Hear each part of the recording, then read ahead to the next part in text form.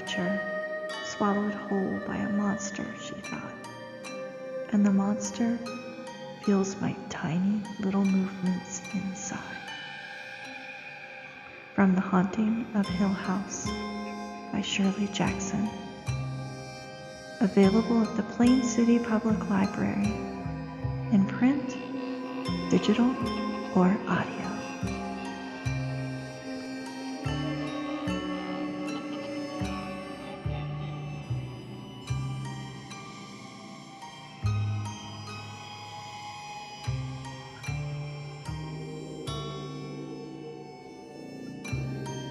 Welcome, curious ones, to our other library, an underground collection of the strange and scarcely imagined. We've been dying to see you. Come in, come in. Step lightly. Find yourself a dark, cozy corner and open your mind as we present ghost stories for grown-ups.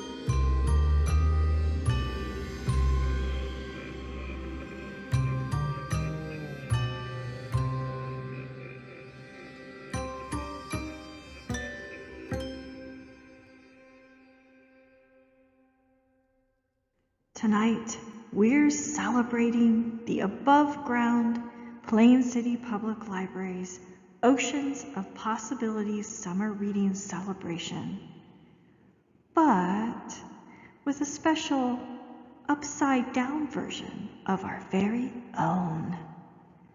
Let's begin with news from our Dead Files.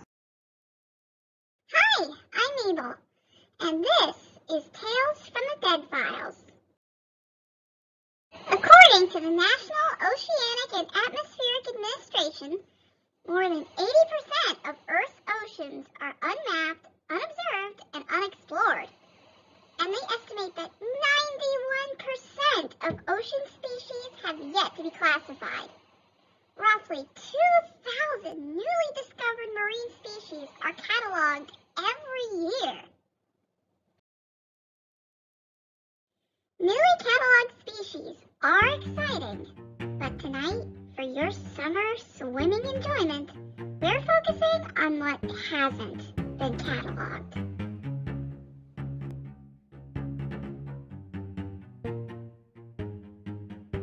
Accounts of sea monsters seem to be as old as recorded time.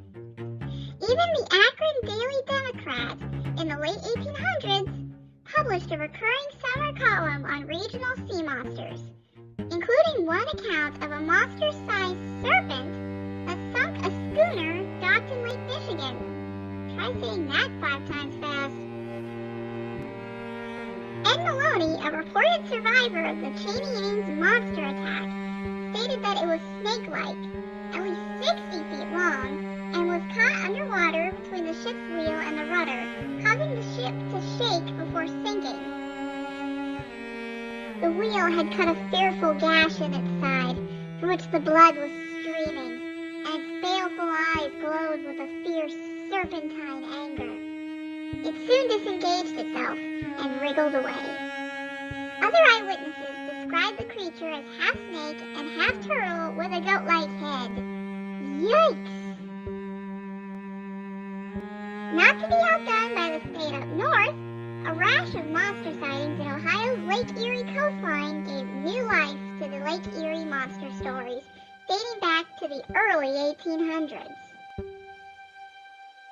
The monster, also known as South Bay Bessie, was the subject of an AP News report in 1990 when a 35-foot creature with a snake-like head was spotted on Lake Erie, eventually disappearing beneath the surface just north of the Cedar Point Amusement Park. Another eyewitness in 1993 thought he saw a large log floating in the water, but then it started to swim. The witness stated that he knew something was amiss when he throttled his boat up to 30 miles per hour. Whatever was following him was keeping up.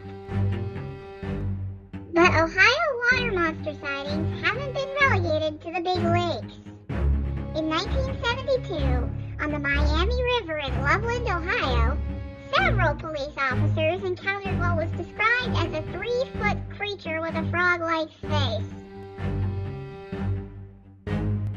Patrolman Ray Shockey first saw the creature from his car and described it with dark, scaly skin. A few days later, Patrolman Mark Matthews caught the amphibious creature in his headlights and swore it became irritated and stuck out a forked tongue at him before he fired 3 shots as it hopped into the river. Well, yeah, I'd be irritated too. The officers described the creature to sketch artist Bob Lotshaw, who said, "Did you see that movie, Monster from the Black Lagoon? This sketch resembles Loveland's monster very closely." The Journal Herald reported that the Lotshaw sketch would remain under lock and key, lest someone become frightened. Then they also said that if you call the Loveland police, they may answer, "Hello, ribbid, ribbid, ribbid." I definitely wouldn't try that in traffic court. Through the decades, water monsters reported in the Ohio River have been plentiful. In 1893, the Cincinnati Enquirer reported eyewitness accounts of a creature with an immense head and gleaming, bulging eyes that menaced several social boating club excursions, bumping into boats and then racing them to shore. In 1962, monster sightings near Cincinnati caused an anxious stir. Locals were relieved when that particular monster was eventually coaxed into a towboat with a can of salmon. Turns out it was an escaped sea lion named George, who broke out from an amusement park in Huntington, West Virginia. And in 1922, a young boy claimed that a monster leapt into his boat and landed on his neck. Startled, the boy flung himself into the water to detach the slimy creature. The eyewitnesses that pulled the boy back into the boat stated that the monster looked like a very large water dog. In case you're wondering, water dog is a nickname for a type of hellbender salamander. Other nicknames include mud devil, snot otter, devil dog, Allegheny alligator, and lasagna lizard for some reason. Hellbenders, though scary looking to some, are quite docile and are a highly endangered species in the state of Ohio due to habitat loss. Some say that the creature known as the Big Darby Beast somewhat resembles a large hellbender. But the beast, affectionately known as Darbs by the locals, is more likely to play fetch with your canoe paddle than menace you. So please, only shoot with your camera. Last but not least, my favorite water monster story and skull scratcher happened in 1882, Warren County, Ohio, when the creature coined the Crosswick Snake Monster attacked 2 boys fishing in a local creek. The Cincinnati Enquirer printed a story on May 29th about the lizard-like monster that, using legs from some mysterious hiding place in its body, snatched one of the boys and drug him 100 yards down the creek to a large, hollowed-out sycamore tree.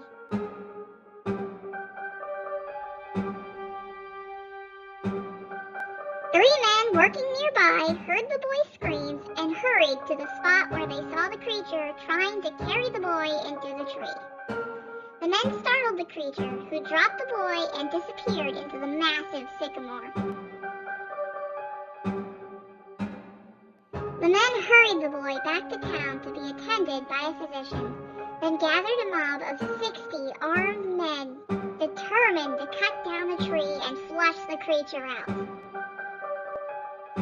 They had just begun cutting when the creature leapt from the tree and threw out its fore and hind legs, erected itself about 12 or 14 feet, and, with the velocity of a racehorse, crossed the creek and ran up a small hill, climbed over a rail fence, breaking it down, and continuing north a mile, followed by the pursuers until he reached a hole in a large hill under a heavy ledge of rocks.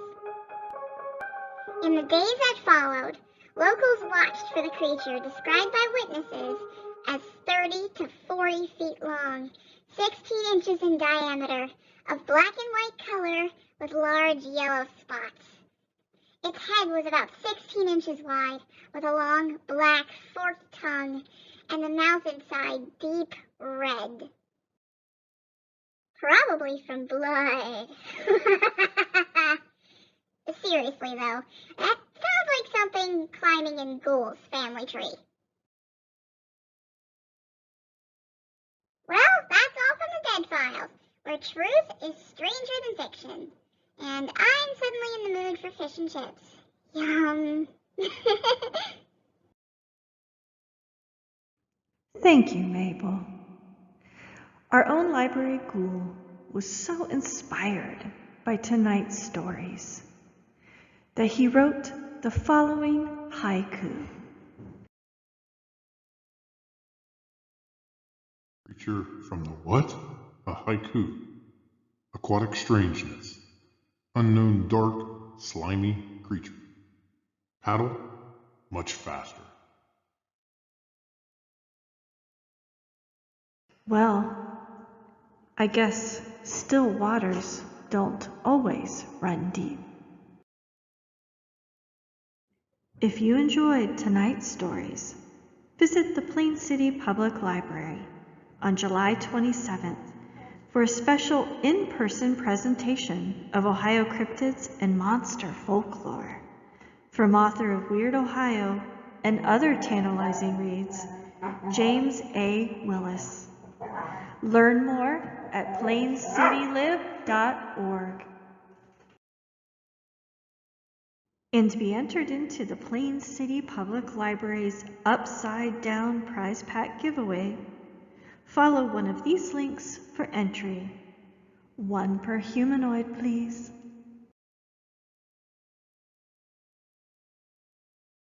Until next time, please be nice to hellbenders. Have tea with the clown in your sewer drain. And don't forget to feed the monster swimming under your feet. Good night.